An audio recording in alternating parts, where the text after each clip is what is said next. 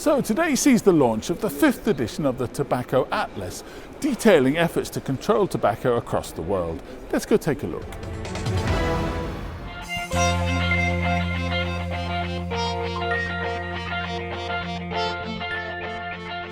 Well, the Tobacco Atlas takes data, a huge range of data on the health, the prevalence of smoking, the economic impact of smoking, and looks at solutions and puts it all together, even the history of smoking, and puts it in a very graphic format, a very easy format. And with the world maps, any country, any politician can see how their country is doing in comparison with others. So it's basically an advocacy tool. It's an advocacy tool for political lobbying, it's an advocacy tool the media can use, and it's an advocacy tool for people. The difference with this atlas is that we've looked at 10 years of the Framework Convention on Tobacco Control and looked at the impact of that, which has been enormous, particularly in the low and middle income countries.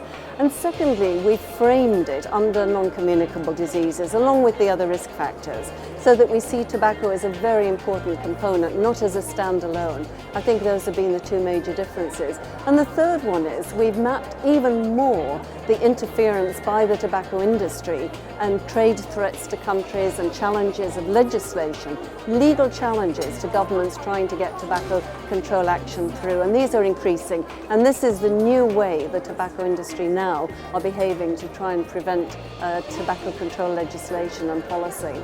A lot of people ask me about the impact of the Atlas, and I think probably the best way of answering that is that when Bill Gates, who hitherto had only invested in malaria and TB and the communicable diseases, he joined Bloomberg in really offering millions of dollars to tobacco control in the low and middle income countries. At his press conference, somebody asked him, why are you now moving into working in tobacco away from your traditional funding? He actually held up a copy of the Atlas and he said, this is the book that changed me. This is the book that changed my mind. And then it was even nicer. Later in the press conference, somebody asked him a question about women and smoking. He said, I don't know the answer to that, but it will be in the Atlas. And he held the Atlas up. So you can count it in millions of dollars, the impact of the Atlas.